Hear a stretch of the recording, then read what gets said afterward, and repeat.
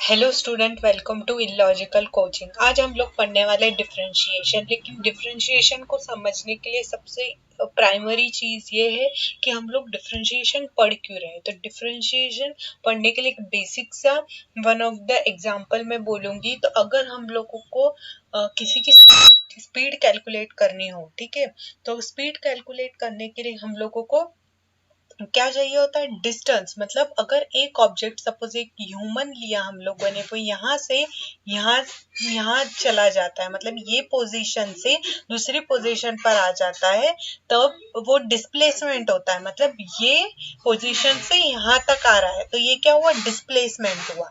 तो अगर एक बॉडी दूसरी जगह पर डिस्प्लेस होती है और एट अ गिवन टाइम, तो वो क्या हो गई? उसकी स्पीड हो गई। अभी कार के केस में भी ले लो।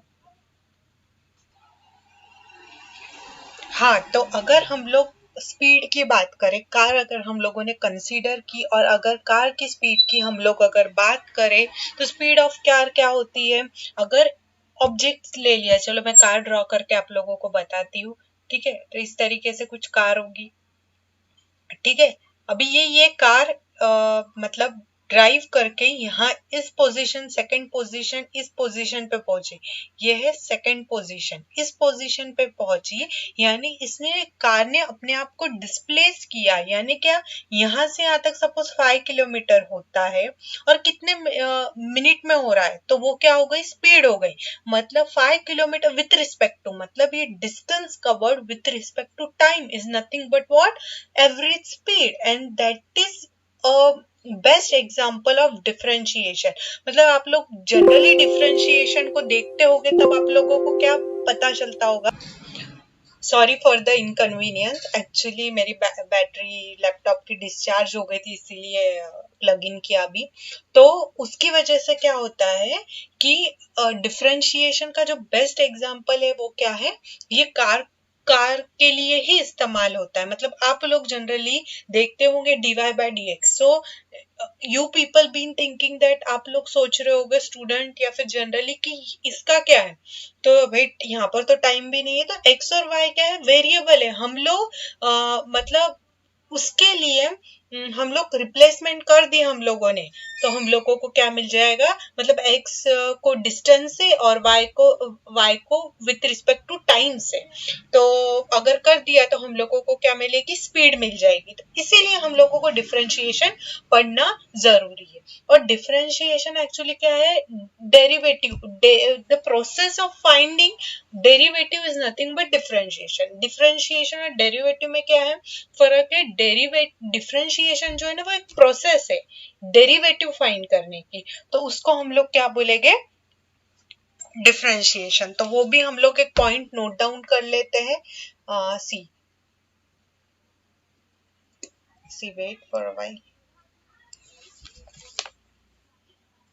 तो देखो, the process of obtaining the speed is given by differentiation. अभी हम लोगों ने देखा जो स्पीड हम लोगों ने कैलकुलेट की with the help of differentiation. और ये आप लोग सोच रहे होंगे कि हम लोग डिफरेंशिएशन क्यों आसान है, क्योंकि इसमें हम लोग ऐसा लंबाई, मतलब स्पीड कितनी है, मतलब with in few seconds as compared to other method, differentiation is quite easier। ठीक है, तो these measures how quickly the car moves with the time. Like the speed is a rate of change of distance with time. Speed क्या है? इस तरीके से हम लोग स्पीड कैलकुलेट कर ली, और हम लोगों को पता है कि स्पीड के बाद में क्या आती है? वेलोसिटी आती है। वेलोसिटी के बाद में क्या आता है? हम लोगों का एसिलेरेशन आता है। तो वो उसको एसिलेरेशन इस तरीके से हम लोग विथ रिस्पेक्ट टू, वो भी टाइम ही होता है, लेकिन उसको डबल डिफरेंशिएशन करना पड़ता है। तो वैसे हम लोग 12th में वो सब पढ़ने वाले, लेकिन हम लोग डिफरेंशिएशन पढ़ क्यों रहे, उसका इंट्रोडक्शन मैंने आप लोगों को बता दिया। सिर्फ एक ही पॉइंट आप लोगों को नोट डाउन करना है। तो और यही जो रेशो है स्पीड का है, डिस्टेंस और टाइम का, तो अगर हम लोग उस पर लिमिट अप्लाई कर दे, तो ये क्या यही हो जाएगा? क्या डिफरेंशिएशन हो जाएगा, यानी डेरिवेटिव। और डेरिवेटिव डिफरेंशिएशन में क्या फर्क है? मैंने अभी जस्ट बताया, वो क्या है? The process of finding derivative. क्या है? The process the process of finding derivative, the process of finding, the process of finding derivative, the process of finding derivative is called differentiation, is called differentiation.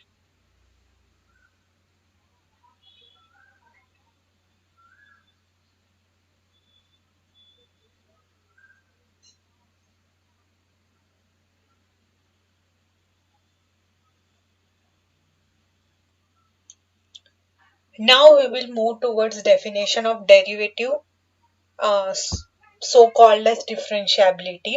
तो उसको समझने के लिए हम लोगों को बेसिकली एक चीज पता है कि क्या होता है, y इक्वल्स टू क्या होता है, एफ ऑफ एक्स होता है। ठीक है, अगर हम लोग एक केस माने, एक सिचुएशन माने जहां पर हम लोग कंसिडर करते हैं अगर एक्स में थोड़ा सा कुछ इंक्रीमेंट हुआ, इंक्रीमेंट यानी थोड़ा सा बढ़ोतरी, मतलब आगे थोड़ा सा इंक्रीमेंट यानी हम लोग पेमेंट में भी कंसिडर करते हैं।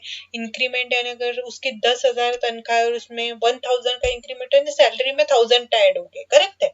तो उस तरीके से एक्स में डेल्टा, सपोज मान लो कि डेल्टा एक्स का इंक्रीमेंट हुआ, तो एक्स क्या बन जाएगा, एक्स इक्वल्स टू एक्स क्या बच जाएगा, X X equals to X plus delta X, और y क्या हो जाएगा, y प्लस डेल्टा y हो जाएगा, क्योंकि y में भी इंक्रीमेंट हुआ वो डेल्टा y का, तो इंक्रीमेंट यानी एडिशन। तो इस तरीके से, तो ये y equals to F of X कहाँ से आया, हम लोगों को पता है क्या है, फंक्शन के थ्रू आया है। ठीक है, तो उसको समझने के लिए आप फंक्शन देख लेना। तो y इक्वल्स टू, और उसका लिंक भी मैं डिस्क्रिप्शन बॉक्स में दे दूंगी। तो y equals to F of X, तो y क्या है, y प्लस, y की जगह पर हम लोग क्या लिखेंगे, y प्लस डेल्टा y, और एफ ऑफ एक्स की जगह पर क्या लिखेंगे, F of X plus delta x, x की जगह पर। ठीक है, इतना लिख लिया हम लोगों ने। अब ये डेल्टा वाई और ये वाई को ना इस साइड पे शिफ्ट कर देंगे, तो F of X plus delta X minus Y. ठीक है, तो क्या होगा हम लोगों का, ठीक है, तो वाई क्या है, स्टार्टिंग में ही हम लोगों ने क्या मान लिया, वाई क्या है, वाई क्या है, एफ ऑफ एक्स है। तो हम लोग क्या करेंगे, F of X plus delta X minus Y की जगह पर क्या लिख लेंगे हम लोग, एफ ऑफ एक्स। ठीक है, तो delta Y equals to F of X plus delta X minus F of X. ठीक है, तो अभी हम लोगों को पता है कि डेल्टा एक्स है ना स्मॉल इंक्रीमेंट है, लेकिन ये डेल्टा एक्स स्मॉल बहुत है, मतलब approximately equal to zero but not equals to zero, मतलब ये अप्रोक्सीम इतना स्मॉल है, डेल्टा यानी जनरली स्मॉल इंक्रीमेंट के लिए, तो डेल्टा एक्स अप्रोक्सीमेटली जीरो की तरफ जा रहा है बट जीरो नहीं, मतलब delta X not equals to zero. तो हम लोग क्या करेंगे कि ये नॉट इक्वल्स टू जीरो होने की वजह से हम लोग इसको डिवाइड कर देंगे डेल्टा एक्स से, तो delta Y upon delta X equals to F of X plus delta X minus F of X upon delta X. ठीक है, डेल्टा एक्स, तो हम लोग क्या करेंगे, अभी लिमिट अप्लाई कर देंगे। ठीक है, तो लिमिट एक्स और क्या करेंगे, delta X tends to zero, delta Y upon delta X equals to limit delta X tends to zero, F of X plus delta X minus F of X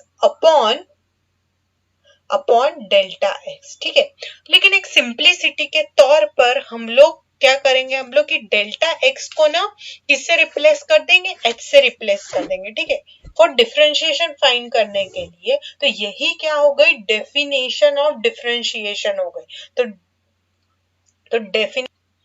तो हम लोग क्या बोलेंगे कि यही जो है ना डेफिनेशन हो गई किसकी, डिफरेंशिएशन की। देखो,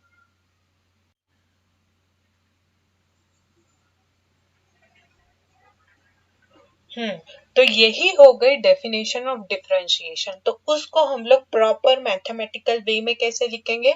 अगर हम लोगों ने कोई फंक्शन लिया जिसका एक पॉइंट है, फंक्शन यानी कोई इंटरवल में डिफाइंड हुआ, इंटरवल यानी ओपन इंटरवल, क्लोज इंटरवल, तो हम लोगों ने अगर एक्स एक्स कोई मतलब ये टू सपोज A2 ले लिया और यहाँ पर 1 और यहाँ पर 3 है कहीं पर, तो इसके बीच में अगर हम लोगों ने कोई फंक्शन डिफाइन किया है और अगर देखो इफ लिमिट डेल्टा अगर ये एग्जिस्ट होता है, if limit delta X tends to zero delta Y by delta X equals to limit delta X tends to zero F of X plus delta X minus F of X upon delta X, अगर ये exist होता है, exist यानी क्या? Exist यानी यही आप लोगों को पता होना चाहिए कि लिमिट कब एग्जिस्ट होता है, गो टू मतलब लिमिट प्रॉपर्टी आपको याद होनी चाहिए जब लेफ्ट हैंड लिमिट और राइट हैंड लिमिट इक्वल हो जाते हैं। लेकिन ये जो डेरिवेटिव की डेफिनेशन होने की वजह से लेफ्ट हैंड डेरिवेटिव यानी limit delta X tends to zero minus exist होता है और limit delta X tends to zero plus यानी राइट हैंड डेरिवेटिव दोनों इक्वल आते हैं, एग्जिस्ट भी होते हैं और इक्वल आते हैं, तब हम लोग क्या बोलते हैं कि लिमिट एग्जिस्ट होता है। लेफ्ट हैंड लिमिट और राइट हैंड लिमिट एग्जिस्ट होने के बाद तब हम लोग क्या बोलते हैं, then f is said to be differentiable at x equals to a।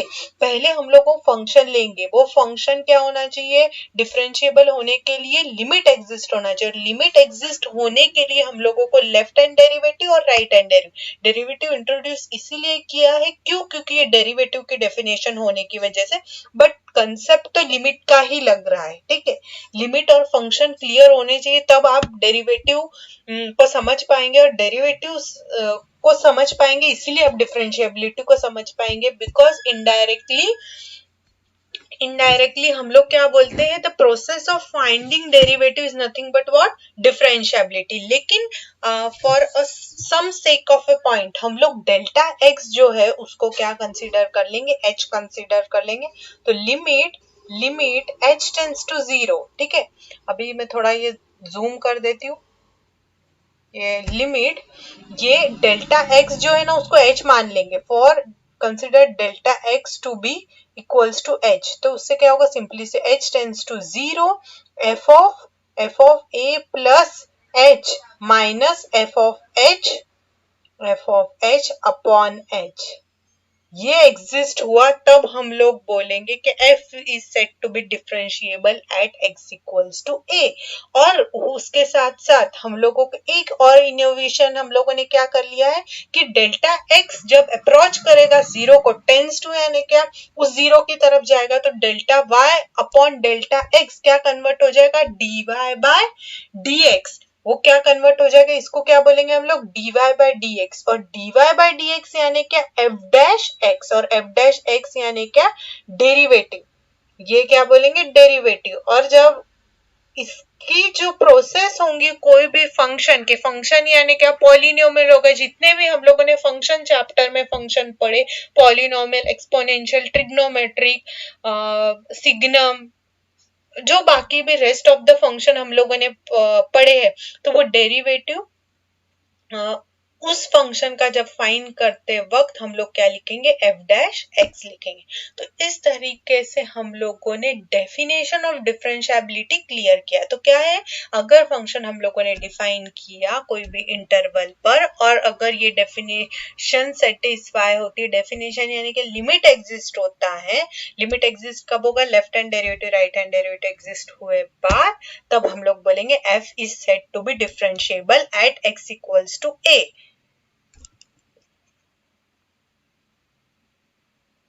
अभी हम लोग देखने वाले हैं derivative by method of first principal.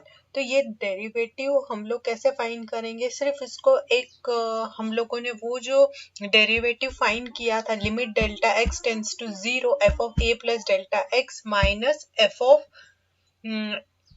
X upon delta X. तो ये जो है ना, इसमें सिर्फ एक प्रिसाइज करने के लिए हम लोग क्या करेंगे, उसको डेल्टा एक्स को किससे रिप्लेस कर देंगे, एच से। और x इक्वल्स टू a के लिए अगर हम लोग डेरिवेटिव फाइंड करेंगे तो उसको बोलेंगे derivative by method of first principle. तो द डेरिवेटिव कैसे लिखेंगे हम लोग? The derivative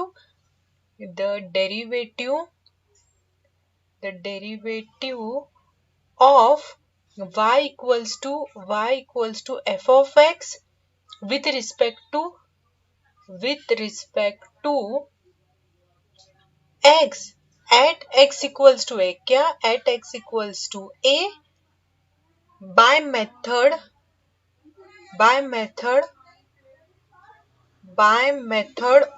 of first principle